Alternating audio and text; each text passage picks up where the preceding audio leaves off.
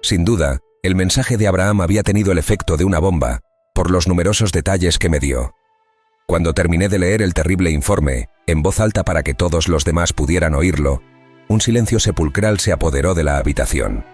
Como aún no había anochecido, solo se oían algunos ruidos extraños que provenían de otras partes del campamento. El primero en romper nuestro mutismo general fue mi sobrino. Quizá lo hizo porque las escenas narradas por Abraham le habían impresionado más que a nosotros, pues había presenciado todo lo que había ocurrido en el campo 2 cuando fue allí a buscar a Bolender. Había perdido por completo el control de sus nervios, afectado por nuestra tensión constante y ahora destrozado ante esta confirmación que acababa de recibir sobre el destino de su madre y sus abuelos. Era el más joven de todos nosotros, y la naturaleza lo había dotado de una mayor sensibilidad, lo que hizo que sus emociones se derrumbaran ante la tragedia que se desarrolló en Sobibor. El impacto había sido más fuerte que su capacidad de resistencia infantil, y estalló en histeria. Se retorció y dio vueltas en la cama, gritando por su madre. Mi hermano y yo hicimos todo lo posible durante horas para que volviera a la normalidad, pero fue en vano. Fue solo cuando intervino mi primo Nohech que logramos calmarlo un poco. Con mucho tacto, él realizó el milagro, consolando y aliviando el espíritu perturbado del niño. Nohech, un joven inteligente y educado, era tan sereno que era capaz de soportar con estoicismo los golpes más fuertes. Valoraba tanto su propia fe y su fervor religioso, era tan grande que, por decirlo menos, pertenecía a la lista de los que aceptan todo como expiación impuesta por Dios o como estímulo a su fe. Antes de la guerra, cuando todavía éramos libres, se le podía considerar sacerdote debido a sus peculiares hábitos. De hecho, vestía la ropa tradicional de los Hasidín, los judíos ortodoxos profundamente religiosos. Después de demostrar que podía calmar los dolores del alma del muchacho haciéndolo dormir por fin, empezamos a hablar. De vez en cuando nuestro diálogo se interrumpía por los sollozos de mi sobrino, que se despertaba y se ponía a llorar como si tuviera una terrible pesadilla. Esto estaba dirigido únicamente a un tema de capital importancia para nosotros. ¿Qué haríamos a partir de ahora? La muerte se acercaba a nosotros, pero Nohech, con su resignación inflexible, me dijo lo que pensaba. Debemos dar gracias a Dios porque todo lo que Él hizo es bueno. Nunca debemos rebelarnos contra Él. Me volví enojado hacia Nohech y le respondí, ¿Dios? ¿Dónde está tu Dios que permite que mis padres sean eliminados de esta manera? ¿Cómo es posible que Él, que es tan bueno, no haga nada por ellos? ¿Dónde está Él que no viene a nuestro rescate? ¿Por qué acepta que la opresión nazi extinga a miles de niños inocentes que ni siquiera podían balbucear la palabra madre? ¿Quieres que le rece a Dios y le agradezca por la forma en que murieron mis seres queridos? ¿Y los demás que también han muerto? No, Nohech, no, le respondí. Mi único deseo es matar, destruir a esos bandidos y no rezarle a tu Dios que los ayudó. Poco a poco me fui inflamando y se lo seguí recordando. ¿Es posible que hayas olvidado los abusos que sufrimos nosotros, los judíos, antes de la guerra, cuando éramos niños? ¿Es posible que hayas olvidado también los tiempos en que íbamos por las calles a los servicios religiosos y éramos el blanco de las burlas de los polacos que nos tiraban piedras y escupían entre risas e insultos? ¿No recuerdas los constantes combates que había entre los polacos y nosotros, desencadenados por las piedras que lanzaban a las sinagogas? ¿Es tan débil tu memoria, Nohech? Al menos podrías recordar cómo los polacos llegaron al extremo de abalanzarse sobre los Hasidim para arrancarles sus largos y rizados bigotes. También deberías recordar a las multitudes que gritaban a nuestras caras, «Rsidzido Palestina», los judíos van a Palestina. Estas eran las palabras amables, Nohech, que los polacos nos reservaban. Sin embargo, no sabían que habíamos nacido en el mismo país, en la misma Polonia que juntos habíamos ayudado a construir y desarrollar. Allí trabajábamos en los campos y en las ciudades, en el comercio y en las pequeñas industrias, pero aún así, querían expulsarnos de nuestro país natal solo por ser judíos. Recuerdo las peleas que se producían en las calles cuando era un niño, y las innumerables veces que volvía a casa lleno de moratones y arañazos, y todo eso para refutar las ofensas que hacían a tu Dios, Nohech. Parece que se han olvidado de lo que hicieron los alemanes cuando invadieron Polonia y comenzaron a perseguirnos. Entonces se creó el Judenrat. ¿De qué nos sirvió? ¿De qué valían las oraciones y la buena fe de los judíos del Judenrat? ¿De qué valían a no ser para ensanchar el duro camino de la humillación y el sufrimiento por el que pasamos, y para hacernos aceptar todo con la cabeza gacha. No, Nojek. 1000 veces no. Si tu pensamiento fuera diferente, si la filosofía que defiendes con tanto valor hubiera sufrido un cambio radical, quizá nosotros, los judíos, no hubiéramos sido tan despreciados y no nos hubieran barrido de Polonia. Si esto todavía ocurriera, al menos resistiríamos y también mataríamos, pero nunca serviríamos de pasto a las bestias nazis. Si no hubiera sido por la tranquilidad y la contemporización del Judenrat, los judíos no se habrían resignado a ese caos y se habrían rebelado al unísono. Habríamos muerto, pero habríamos matado. ¿De qué servían, Nojesh, las grandes mentes que hemos dado al mundo en todos los campos y en todos los tiempos? ¿De qué servían los esfuerzos de nuestros padres para estos grandes hombres? No tomaron nada de esto en cuenta.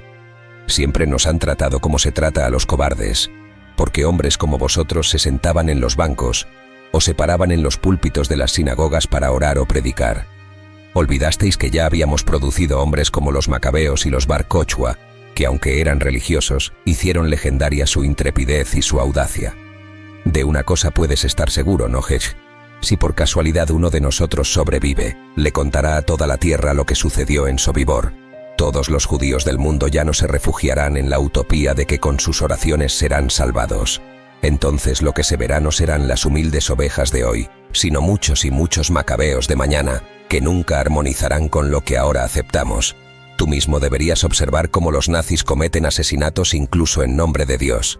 Presta atención, Noyech, a lo que está escrito en los cinturones de los esbirros. Gott mit uns, Dios está con nosotros. Respóndeme ahora, ¿con quién está Dios? ¿Está a favor o en contra de nosotros? Mi querido Noyek, solo habrá paz en el mundo cuando haya unión entre los hombres, cuando haya una sola religión y un solo Dios, cuando no haya prejuicios raciales de ninguna clase, y cuando haya amor al prójimo y comprensión entre los pueblos del mundo.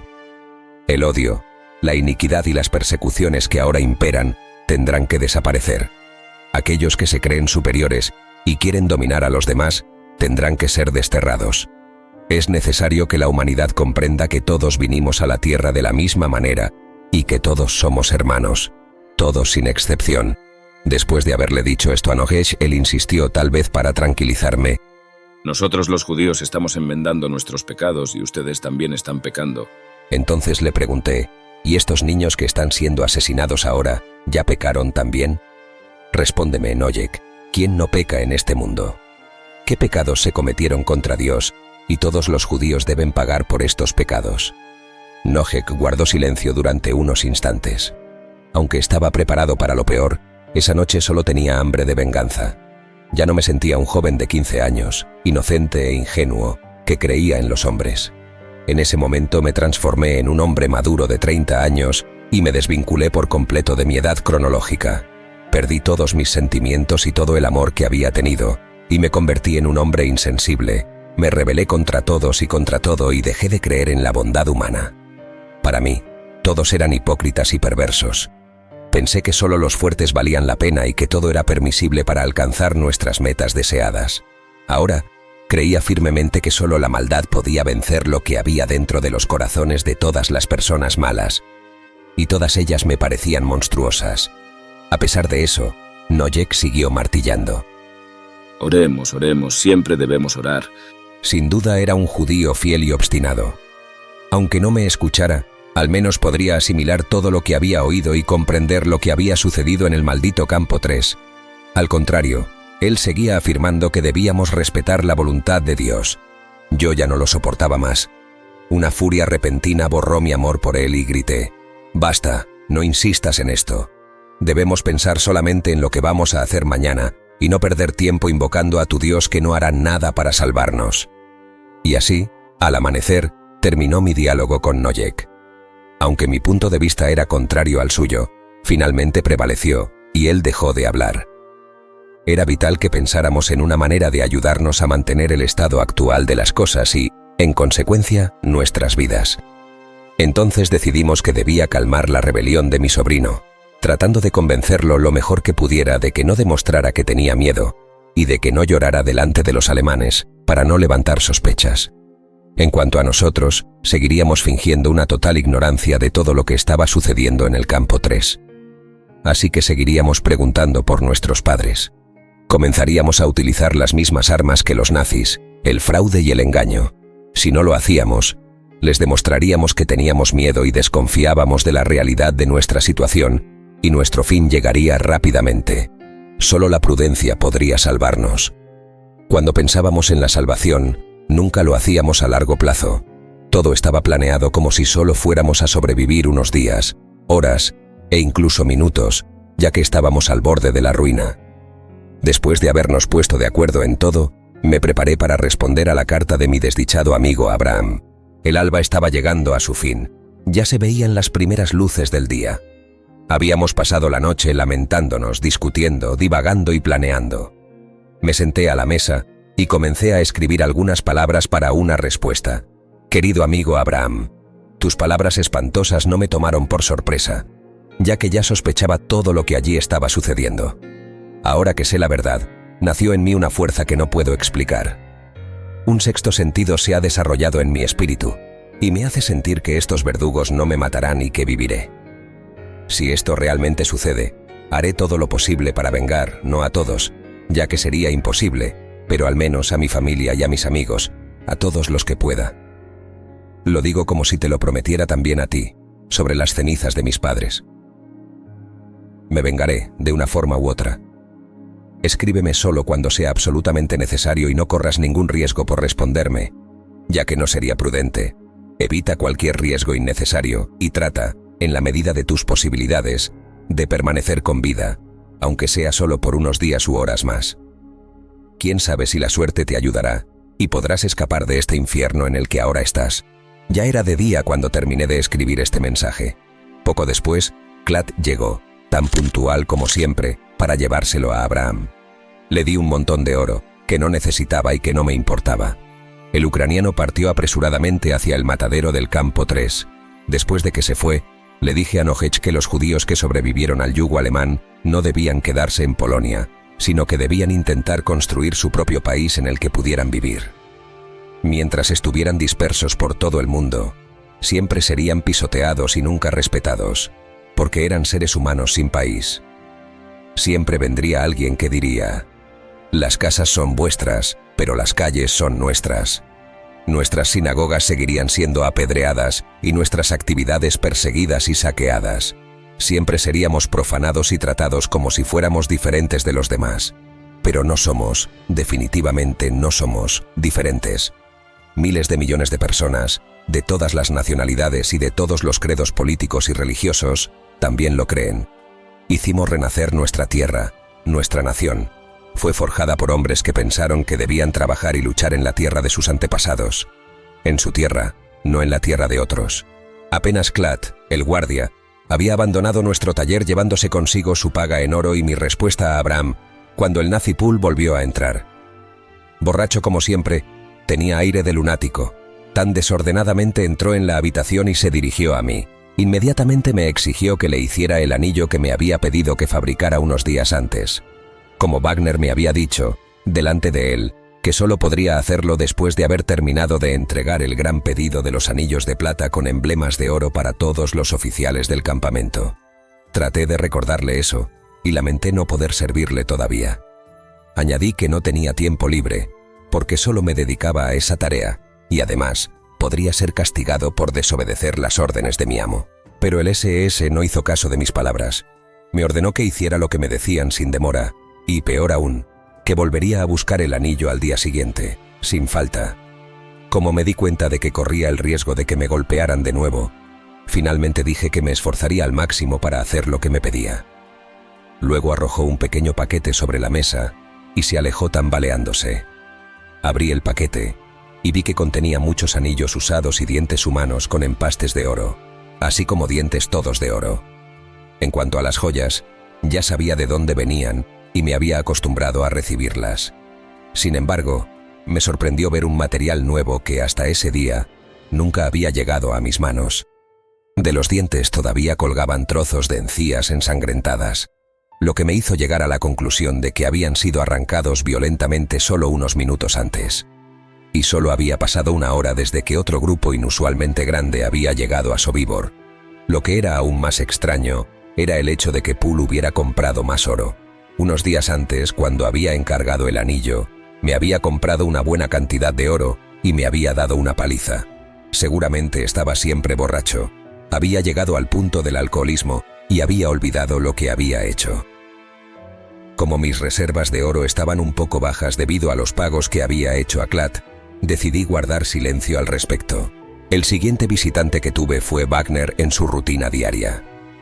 Tenía la costumbre de revisar todos los días todos los cuarteles del campo 1, del que era comandante. Lo hacía como si estuviera dando un paseo, tan informal era. Inmediatamente me preguntó por los anillos y le respondí que habría estado trabajando en ellos si no hubiera sido por la interferencia de Poole. Le conté con todo detalle la absurda exigencia del otro oficial y le dije que le había prometido hacer el anillo, aunque difícilmente podría hacerlo. Afirmé que tenía un miedo terrible de Poole y que si no accedía a lo que él quería, seguramente me golpearían, pues ya había sentido en mi propio cuerpo lo brutal que podía ser. Terminé añadiendo que pasaría la noche trabajando en ese pedido, para no interrumpir la fabricación de los otros anillos. Después de haberme escuchado despreocupadamente, Wagner se marchó, como si no hubiera dado importancia a lo que había sucedido. Por la noche decidí trabajar duro y terminar de una vez por todas el maldito anillo. Tomé el material que me había dado Poole y comencé a fundirlo. Los dientes, que tenían trozos de chicle adheridos, estaban entre las joyas que estaba fundiendo, y el terrible olor que desprendían nunca lo podré olvidar. El oro y la carne, sometidos simultáneamente a los efectos del calor, desprendían un olor, por decirlo menos, nauseabundo, y toda la atmósfera de la habitación estaba impregnada de él. Me repugnaba tener que hacer eso, y me odiaba a mí mismo por haber usado dientes que habían salido de bocas de judíos, gente que tenía mi propia sangre, para fabricar joyas para las feroces hienas nazis. Nunca volvería a hacer algo tan degradante. Por la tarde del día siguiente, el alemán vino a pedirme su anillo, borracho como siempre. Como ya lo había terminado, se lo entregué sin decir palabra. Luego me dieron un premio por el trabajo terminado, media botella de vodka. Cuando ya estaba a punto de rechazarlo, mis ojos se cruzaron con los de Poole y desistí de mi intención. Los ojos del alemán parecían dos faroles, y un destello de maldad y desprecio me indicaba que su oferta no podía ser rechazada. Lo acepté entonces porque sabía que me vería obligado a beberlo todo, quisiera o no. Y eso fue exactamente lo que tuve que hacer, delante de él, mientras se reía locamente de las muecas que hacía de aversión por la fuerte bebida. Unos minutos después estaba totalmente borracho y eso me hizo pasar una noche tranquila y olvidar el arrepentimiento que me carcomía desde la horrible operación de la noche anterior. Sin embargo, al día siguiente me esperaba una gran sorpresa. Muy de madrugada aparecieron en la puerta del taller dos siniestras y conocidas figuras. Eran Wagner y Poole, ambos sonrientes y con aire de burla. Ni siquiera entraron. Poole gritó de inmediato: ¡Sal afuera! Hice lo que me dijo y me ordenó que me quitara los pantalones de inmediato y comenzara a contar. Te van a dar 10 latigazos en las nalgas, me dijo. Me sometí de nuevo porque sería inútil desobedecerlo. Me golpearon la primera vez y sentí un fuerte golpe cortante. No fui lo suficientemente fuerte para soportar el dolor y grité: ¡Madre! Y luego comencé a contar: 1, madre, 2. Cuando el látigo de Poole me golpeó por última vez, llamé a mi querida madre por 10ª vez. Pero ella no estaba allí para ayudarme, ya estaba descansando en el cielo con papá y Rirka. Solo aquellos que han sido azotados alguna vez por un SS enfurecido pueden calcular el dolor que conlleva este tipo de castigo. Un dolor punzante irradiaba de las ronchas violáceas que me había dejado el látigo bien manejado del bandido, y las señales de los golpes se cruzaban en todas direcciones y permanecían en mi cuerpo durante muchos días. Una vez terminado el castigo, los dos nazis se marcharon como habían venido, sin decirme nunca el motivo de todo aquello. Hasta el día de hoy no puedo comprender por qué Wagner pudo dejar pasar el momento y no dar rienda suelta a su sadismo. De él podía esperar un castigo, pero nunca llegó. Por otra parte, el alemán debería estar contento por la joya que le había hecho, el mismo hombre que el día anterior había estado tan encantado de darme incluso media botella de vodka, me había azotado sin piedad. Cada vez estaba más convencido del alto grado de alienación mental de esos demonios que podían disfrutar torturándonos de cualquier manera posible sin ton ni son. Mi deseo de rebelarme aumentaba cada vez que veía la brutalidad de sus actos. Mi corazón ya no podía albergar otro sentimiento que el de una apasionada sed de venganza, pues en él no había lugar para ningún sentimiento de conformidad o de piedad. Sin embargo, tenía que resignarme porque mi libertad de acción estaba totalmente limitada. A donde quiera que miraba solo veía guardias y alambradas.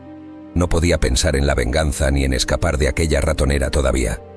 Por el momento solo podía tener un objetivo, el más importante de todos: seguir vivo. Cuando los anillos para todos los oficiales del campo estaban terminados, sus dueños vinieron a buscarlos. Sin embargo, nunca se conformaron con lo que Wagner me había autorizado a hacer.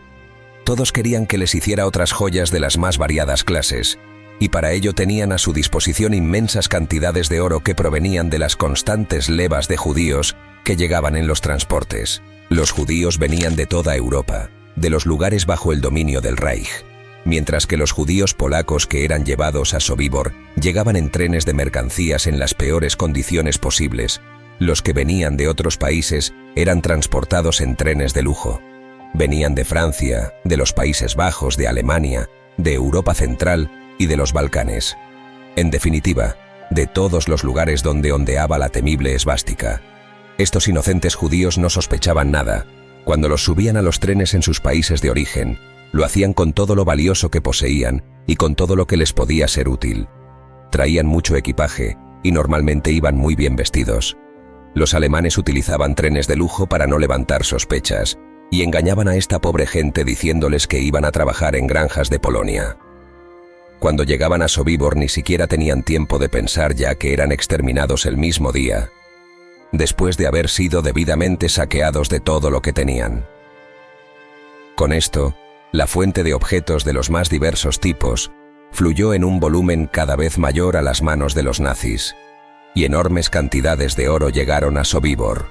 Un día llegó Wagner y ordenó: Mañana no podéis salir del taller por ningún motivo. Tendréis que quedaros encerrados, es una orden. Pronto nos enteramos de que se estaban tomando estas medidas porque al día siguiente llegaría una comisión de Alemania. Estábamos preocupados y curiosos. Como no teníamos libertad de movimiento y no teníamos derecho a nada, decidimos espiar por las rendijas de la puerta y las ventanas del taller. En efecto, muy temprano a la mañana siguiente, llegó un grupo de oficiales de alto rango, de los cuales no conocíamos. Desde nuestro improvisado refugio, vimos con claridad a Stangl, Wagner y algunos otros que conversaban con los miembros del comité. Por los gestos de los primeros, notamos que intentaban halagar a los recién llegados. Stangl se mostró particularmente solícito y excesivamente alegre, mostrando una euforia invisible que no coincidía con su arrogancia habitual. Entre todo el grupo de desconocidos, pudimos observar un elemento que destacaba por encima de todo, ya que era el blanco de todas las miradas y sonrisas de los líderes del campo. Se trataba de un hombre alto, de mediana edad, que llevaba unas gafas de montura fina de color negro. Seguimos observando y vimos que después de la inspección que hicieron de los edificios del campo, los VIP del comité empezaron a gesticular con más frecuencia y a señalar distintos lugares, como si estuvieran sugiriendo o consintiendo algo. Llegamos entonces a la triste conclusión de que eran una banda de canallas nazis altamente especializados en la eliminación de judíos. Nuestro pronóstico era indudablemente correcto. Peores que Stangl y su banda, ellos representaban la cumbre de la que emanaban todos los planes y órdenes que harían posible eliminarnos más eficazmente. Poco después, supimos que ellos eran los responsables de la ampliación y las mejoras introducidas en el campo de Sobibor. Su visita estaba relacionada con esta reconstrucción. El hombre alto y con gafas era el todopoderoso Heinrich Himmler, el jefe de la maldita Gestapo y de las tropas de las SS, acompañado de su brillante séquito. Tal vez la llegada de Himmler y su banda me dio la oportunidad de contar esta historia al mundo. Fue ese día cuando tal vez nació la posibilidad de que viviéramos un poco más. Algunos días después se produjo un gran cambio en el panorama de Sobibor. Se empezaron a levantar nuevas estructuras y se le dieron algunas mejoras a la máquina exterminadora, lo que generaría un aumento sustancial de la producción. En Alemania, el partido nazi no parecía satisfecho con los índices de genocidio y sus dirigentes concibieron nuevos métodos que elevarían estos índices a niveles mucho más impresionantes. Con la llegada de nuevos grupos de judíos, las matanzas adquirieron un nuevo vigor. Miles de judíos fueron asesinados sin cesar, y su número siguió creciendo considerablemente. Diariamente se recogían cantidades colosales de objetos personales de los judíos: joyas, ropa, zapatos, alimentos enlatados, mantas, en fin, una larga serie de objetos de los más diversos tipos. Los nazis se habían apropiado de todo eso. De ahí la necesidad de darle un uso más racional a ese preciado botín. Los alemanes empezaron a preocuparse seriamente por ello, porque al fin y al cabo, se trataba de excedentes que serían extremadamente útiles para un país en guerra. Poco después de la inspección de Himmler, se pusieron manos a la obra y el campo adquirió un nuevo aspecto. Se levantaron rápidamente barracas, cobertizos y otros edificios y pronto Sobibor se convirtió en un hervidero de actividad. Como no creíamos que toda esta ampliación se hiciera para que estuviéramos más cómodos, pensamos en algo que nos parecía más lógico: mejorar los métodos de matanza en el campo de exterminio, de modo que pudiera ser engullido por él un mayor número de judíos. Llevábamos poco más de un mes en Sobibor cuando llegó una nueva camada procedente de la ciudad de Wlodawła. Como era habitual, las camadas fueron inmediatamente separadas por sexos dentro de nuestro campo, y luego desaparecieron en dirección al campo 2. Horas más tarde, nos llevamos una gran sorpresa. Gustav Wagner entró en el taller con 3 mujeres y nos dijo con sorna: Miren, ahora las cosas van a mejorar para ustedes. Luego los condujo por los compartimentos de la gran choza donde vivíamos y les mostró una pequeña habitación para que se limpiaran y se alojaran. Una vez hecho esto, regresó a sus aposentos. Por la tarde, los demás y yo intentamos ponernos en contacto con nuestros 3 nuevos compañeros y hablar con ellos. Nos acercamos a ellos y pronto descubrimos que estaban muy angustiados y terriblemente asustados, tal vez por lo que habían pasado unas horas antes. La impresión que les dejaron los habituales acontecimientos salvajes a su llegada debió causar en sus mentes un estado de ansiedad y miedo. Por lo tanto, obviamente, no podían estar tranquilos ni ser comunicativos. Después de presentarnos mutuamente, comencé a explicarles con cierta suavidad lo que habíamos vivido en Sobibor, porque ellos mostraban un interés visible por el tema y, como era natural, estaban preocupados por su propia suerte. Traté de no describir lo que realmente había sucedido, ya que tal vez el impacto sería demasiado fuerte. Omití el hecho de que habían llegado a un lugar donde se mataba a judíos a un ritmo enorme. Preferí hacerles creer que habían llegado a un campo de trabajo, con la única excepción de que las órdenes que nos dieron fueron bastante rudas. Observé que las explicaciones que les había dado les habían aportado cierto consuelo. Todavía no podía evaluar el grado exacto de su sufrimiento y su necesidad real. No sabía si habían sufrido tanto como yo o incluso más, tal vez. No estaba seguro de si los había convencido con mis pocas palabras de consuelo. La verdad es que nuestra presencia alivió su sufrimiento y nos hicimos amigos en la calamidad que nos envolvía a todos.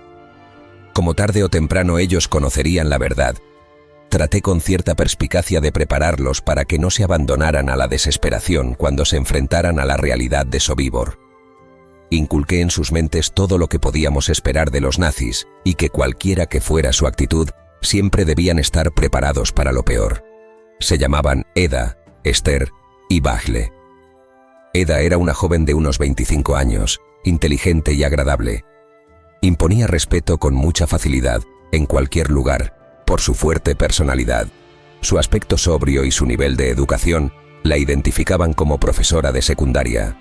Más tarde se escapó de Sobibor y ahora vive en Israel. La segunda, Esther, era la más joven y la más extrovertida del grupo.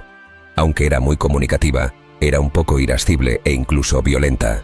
Con frecuencia tenía dificultades para controlar sus propios impulsos y daba rienda suelta a su temperamento, que se exaltaba aún más, debido a las circunstancias en las que se encontraba. La última de ellas, Bachle, no tenía nada en particular que llamara la atención de nadie.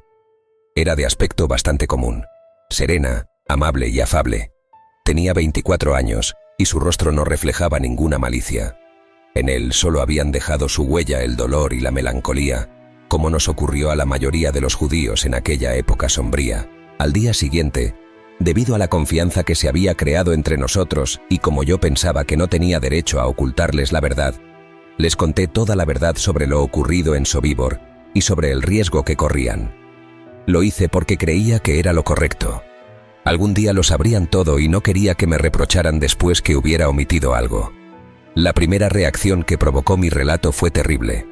Todos estaban desesperados y, tras los primeros minutos, se vieron envueltos en un manto de profunda tristeza. Se quedaron callados y agacharon la cabeza, como si quisieran prever lo que les iba a pasar. Se habían dejado engañar por las promesas de los alemanes cuando partieron en lo que podría ser su último viaje. Entonces, supusieron que los llevaban a un simple campo de trabajo, y ahora veían de cerca la verdad cruda y desnuda, implacable, inhumana. Sin embargo, poco a poco fueron recuperando la calma y la inevitable conformidad se encargó del resto. Y así transcurrió otro día. Con el paso del tiempo, mi amistad con Bagle se fue estrechando. El entendimiento mutuo, con las reiteradas descripciones de nuestras penurias, generó en ella cierta simpatía hacia mí. Mi manera franca de contarles nuestra realidad, así como la sinceridad que usé con ella, hicieron que su confianza en mí creciera día tras día. Nuestras confidencias eran ahora más amplias, más íntimas y abiertas. Me contó que había venido con su marido y su hijita y que, después de lo que había oído, ya no albergaba ninguna esperanza de que siguieran con vida. Parecía resignada a todo lo ocurrido y ya no se hacía ilusiones sobre el futuro. Sus sentimientos ya estaban totalmente socavados por las constantes desgracias que habían caído últimamente sobre su familia. Se dejó entonces poseer por una apatía irreprimible, y nada la molestaba ahora que ya no tenía a nadie a quien amar. Pasaron los días y llegaron nuevas tandas, una y otra vez. De una de ellas se seleccionaron 2 zapateros y 2 talabarteros. Los primeros se llamaban Scholl e Itzek. Habían sido elegidos con el objetivo de fabricar las botas brillantes de los tiranos nazis. Itzek ha sobrevivido, y ahora vive en paz en el lugar correcto, Israel. Los 2 últimos, los talabarteros, fueron seleccionados principalmente para fabricar los látigos que se utilizarían contra nosotros.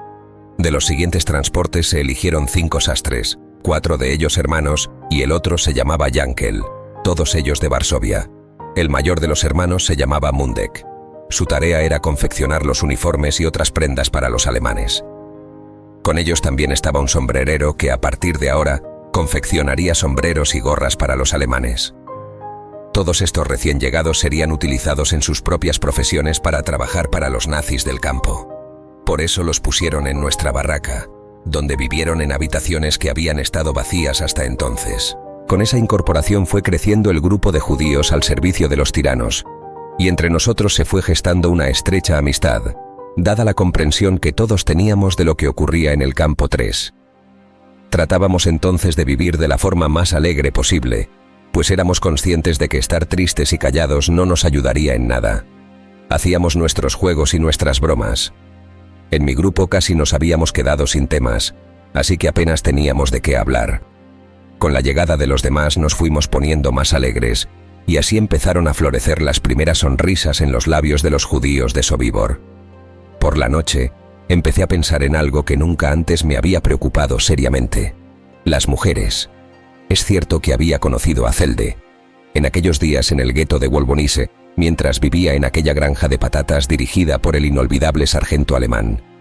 Pero entonces el instinto natural de un hombre hacia una mujer solo había sido servido. Ahora que tenía entre 15 y 16 años, era natural que la presencia constante de mujeres en mi aburrida vida estimulara mi deseo. Me gustaba mucho Bagle y siempre estaba en mi mente.